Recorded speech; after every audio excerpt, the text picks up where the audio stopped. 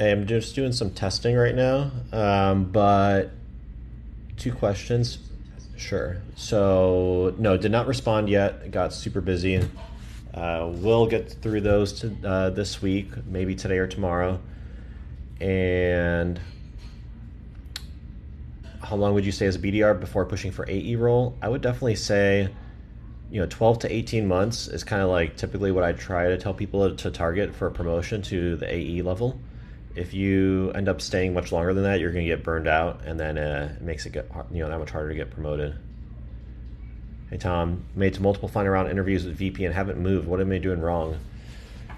So that's definitely frustrating me. It's good. It's good that you are getting those final round interviews, but if you're not able to close, a couple questions, I guess. One, are you doing follow up after the interviews, like thank you notes? Two, are you coming extremely prepared with for the VP? Do you have a lot of follow up questions that you're asking them? Like, how are you closing the interview? Usually, when I see things like that, it's either like one, they want to see someone who's like super excited for the role and who's already kind of like thinking about what they need to do to be successful. So oftentimes when they ask like, do you have any questions for me at the end of the day, at the end of the interview, if you say, you don't really have too many questions, you're all good, that's going to be like a red flag for them. So ask them questions about like, what do you see other successful reps do? What are some of the biggest challenges that you're facing as a VP? Like, where would you suggest that I focus my messaging on? What are some of the strengths in the product? What really resonates with the customers? Those types of questions there. Are tech companies big into having a diverse sales force? Yeah, in general, I mean, it's definitely big. So for sure. And like, historically, tech companies, they've basically, I mean, there's two things. One, there might be some, systemic racism or exclusion on the hiring practices. I think the other bigger thing really is that there's different levels of awareness within different communities, which then kind of reflects the differences in diversity in the workforce. Recruiters often say when they talk about this, they talk about the pipeline problem, right? They get initiatives to hire a bunch of diverse leaders, but then the issue is, one of the issues, obviously there's a lot of issues. One of them is that they just don't get enough applicants to consider. So, in general, they're not going to hire someone just to hit a diversity metric. They still need to, they still want to hire good candidates. So, thoughts on working for resellers like CDW? Sure, I haven't worked at a reseller, but I know a few people that have worked at resellers, and it's a great way to learn a lot of different products. It's gonna be higher volume, and then yeah, the link to the academy, it is down there. They're updating the link. I did get that. So let me see if I can paste that updated link here, because we're actually doing the soft launch today, and there should be an email that's being sent out. So the link over here, can I put the link in here? I'm gonna have it updated. Actually, hold on, let me update the Wix site. So I use Wix to update my website. So I should,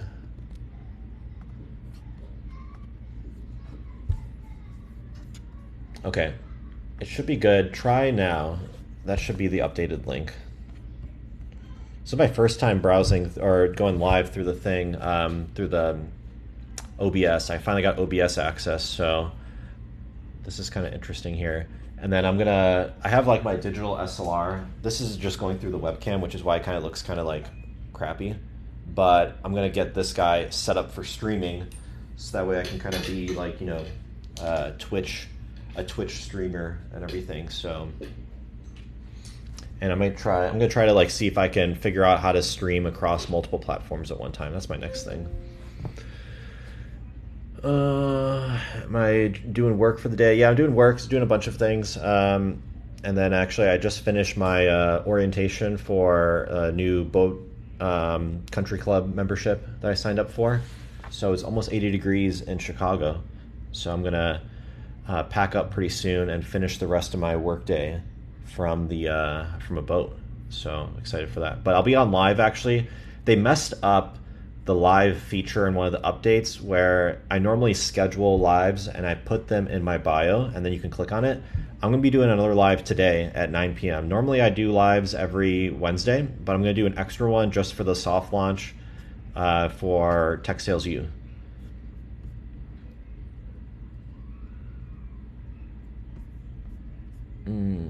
Oh, lots of questions here. Okay, so what's my workload like?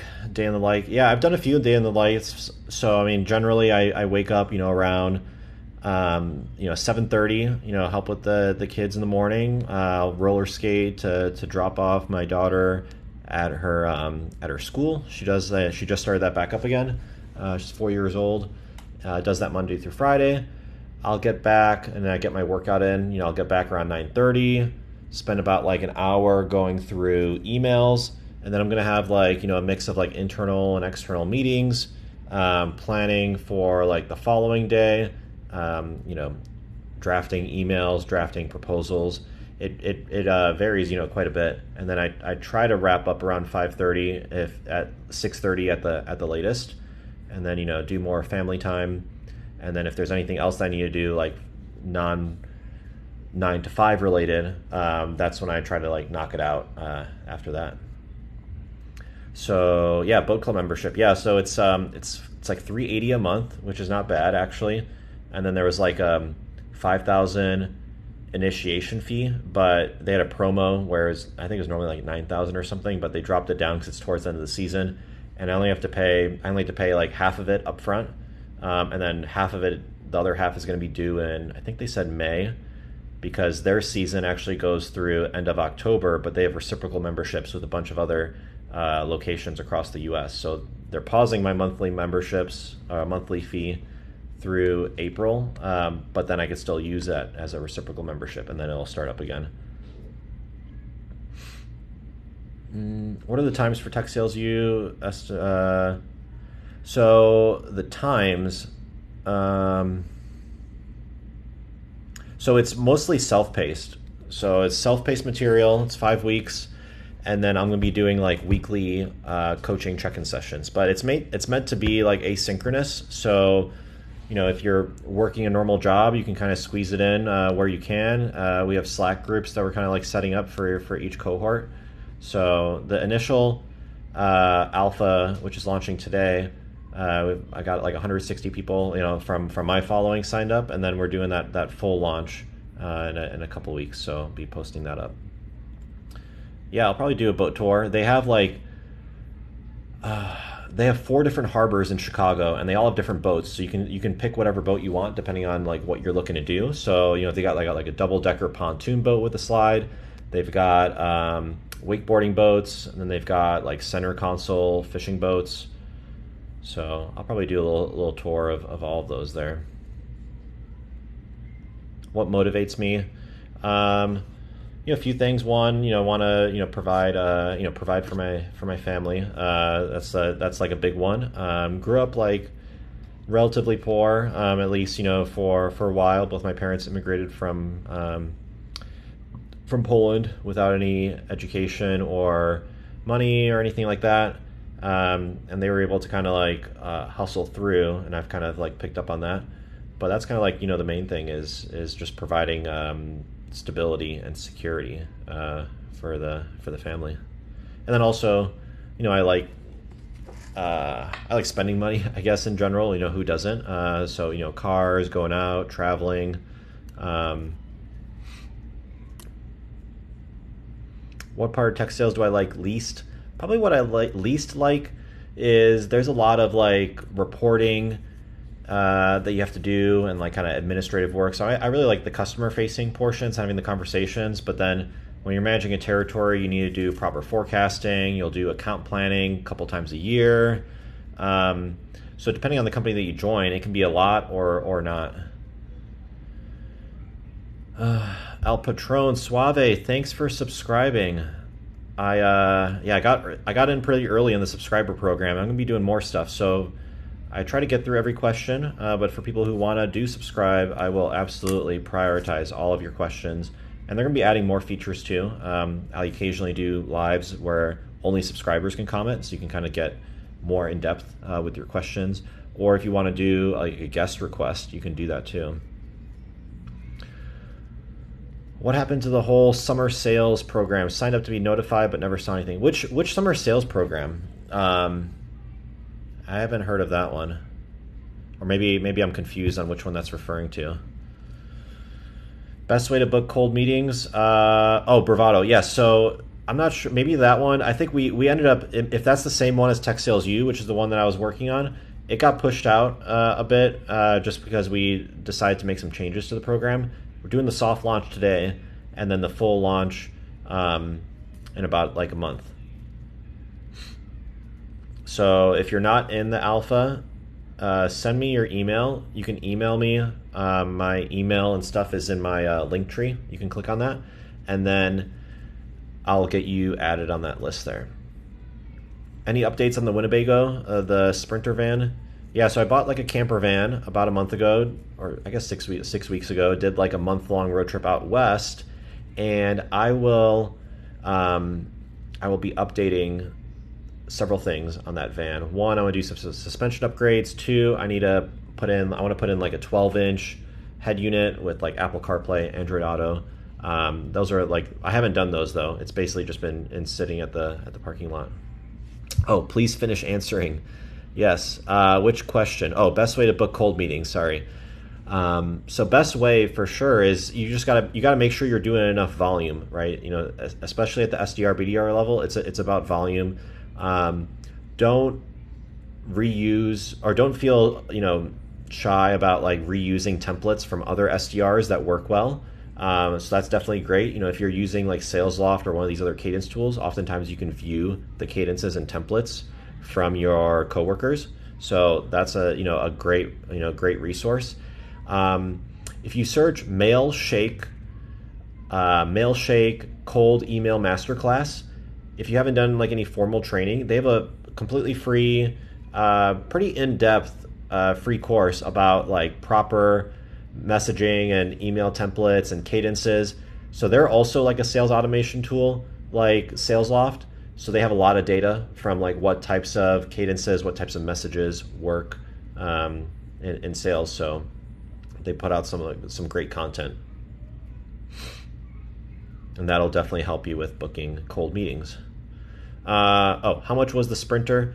So I bought the Sprinter. It was a 2016, I think, or a 2017. It only had like 6,000 miles on it. It was like sitting for like 4 years. It had one owner. They only did like 2 trips, and then it had health issues. And then I got it for, I think it was 80,000 or 81,000, and found out actually that it has an extended warranty on like the engine and drivetrain and the emission stuff for until like 2027 or 120,000 miles. So ended up like, I thought it was like a pretty sweet deal. It's a little older. It has like the older Sprinter chassis. It's not like the newest one, but overall, really like it. And the only main thing I really want to do is update the head unit for sure. Maybe update the sound system, then the suspension. Maybe put in some like Fox 2.5. But it's kind of expensive. There's one company that makes like suspension kits specifically for the Sprinters, and they custom valve the suspension and the springs and everything. And for like a full setup, it's like $4,500, which is kind of a lot. So I don't know if I'll do it, because honestly, it rides pretty good, and you're not going to be going off road or anything. But yeah, no, it's awesome. There's like 1 or 2 cabinets where like the latch broke off. So that's pretty common for these RVs. Like, things will break or fall. So fortunately, it's like $1 a part. But I gotta like call one of the Winnebago dealers and get that ordered. And then I'm not sure where the next trip is. I do want to do a trip out to the East Coast, so I'm gonna do that there. Are there interview preps after we finish the course? Yeah, there is interview preps. So there's exercises after each week. So it's not just like watch a video or whatever. So there's actual exercises, and like week 4 and week 5 is actually all about like interview prep, crushing the interviews, editing and working on your LinkedIn profile, and your resume, and then getting peer feedback. So for sure, yeah, those are like very important, which is why there's like two weeks dedicated to that. Yep, yeah, totally free. So it's the one that I've been developing with Bravado. It's called TechSalesU. It's in the bio. I have the link there.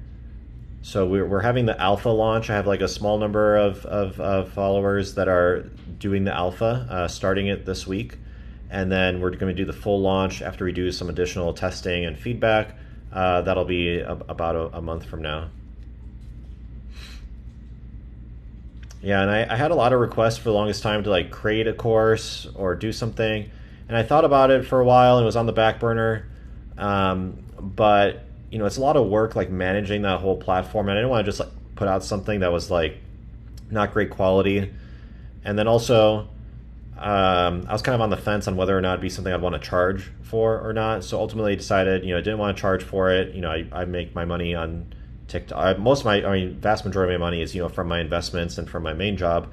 This is really just for fun. But I do have a couple of good corporate partnerships, and those are the ones that I'm kind of like focused on and developing those relationships, as opposed to like selling a course for like 200, 300, 400 bucks. Like that's not really why I'm in this. So doing that for free, and then we had like a full professional production team. It was like 15 people or so. Pretty great. Like rented out a whole office. Did it with Corporate Bro. If you guys don't follow him, he's hilarious. I've been following him for a long time, and so we both worked on the course there.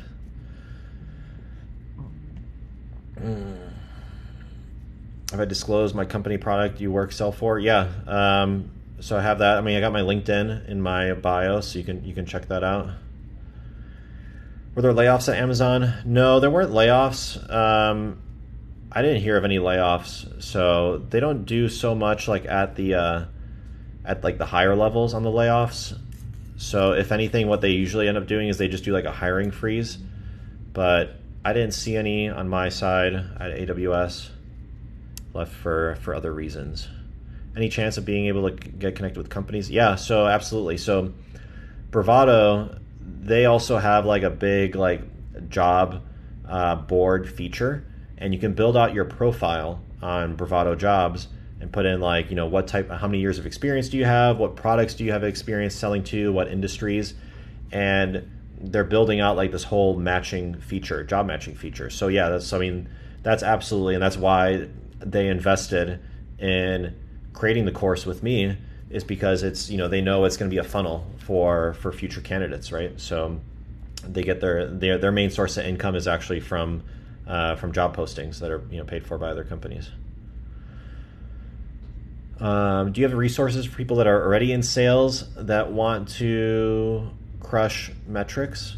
Yeah, so I have some in my bios. So the thing is, once you're past like the entry level role, there isn't like one right way to do sales. Like everyone has like their own sales style, and the thing is also it can vary depending on what product you're selling and what size company you're at. What might work at a SaaS company where the average value deal size is 10K is going to be very different from what's going to work at a large cloud company when you're working on enterprise size accounts, managing quotas upwards of $100 million a year.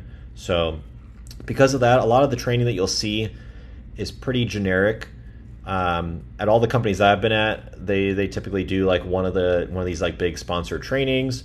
The last one I did, the big one was that when I was at Google, and they did it through Challenger selling methodology. So there's the book, there's the Challenger Sale, which is a good book. Then they brought out like a trainer, and they kind of like tailored it a bit to what we were selling. Have I heard of ReliaQuest? I have not heard of ReliaQuest. What position would you break into sales from product manager? You feel like SDR would be a huge pay cut? Yeah, I wouldn't go from product manager to SDR unless like you're at like a really small startup. But yeah, sales engineer is definitely a strong possibility, especially if you're one of the more technical product managers. Absolutely.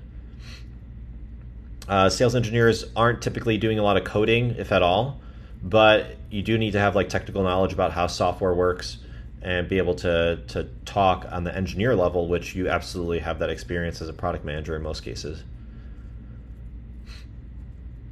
Switch to tech sales, economy went downhill. Yeah, I mean, you can't time it, but in my experience, even if you have like a bad year or a bad quarter, and it's not your fault, and it's like based on like the economy or other macroeconomic factors, they will typically adjust your quota for the following year or the following half to make it easier for you to hit. So, for example, I joined AWS like right at like the peak of the lockdowns when they were starting, and that year was terrible. 2020. I don't think there was only a few reps that hit their number, and I think I came in at like 78% of quota. But I joined halfway through the year, and then what they ended up doing is that they basically kept the growth flat for 2021, and a lot of other companies did that too. They kept the growth flat, and because your sales managers, their quota is a combination of all their reps that they support. So they don't, if they set like unachievable quotas, they're only shooting themselves in the foot. So they're always going to be trying to make the case for a low quota. So that's what they did for us. They kept it flat, and actually it came in at like 100. It was like 131, I think, percent, which for me, with accelerators, every 8% over my I had like 9x accelerators. So basically every 9% over quota was another, was essentially doubling my commission. So did very good that year. This year was not scoping out too well, which was one of the reasons, one of the big reasons why I ended up leaving. Do I leverage ESPP? Yeah, absolutely. Any of those, 401k match, definitely leverage those. ESPP, any of those there for sure. The CEO Bravado is here in New York City this past Sunday. Yeah, that's how I started working with them, actually. I was actually connected with Ross, Corporate Bro, and then he connected me with Sahil, CEO Bravado, and we talked for quite a bit, went back and forth for a few months, kind of like scoping this thing out. Yeah, he's great. He also, he's invested in a lot of other companies. And then one of them is, one of the ones that I'm actually working with pretty closely is, what was it? Arrived, I think, or Here Homes, and turns out he's also an investor there too. We talk about money, but how hard is the job? Our quota's hard to attain. Yeah, so quotas, I mean, typically, for a good sales organization, about like 65% of reps will hit quota. But I mean, they try to make them achievable, because reps or managers want to hit their number, right? So, if they make it so no one hits their quota, guess what? Sales manager isn't hitting their quota either. Can you get started with no experience? Yep, exactly. El Patron, yeah, you can get started. Yeah, even if you don't have like direct sales experience, like managing a quota, you can absolutely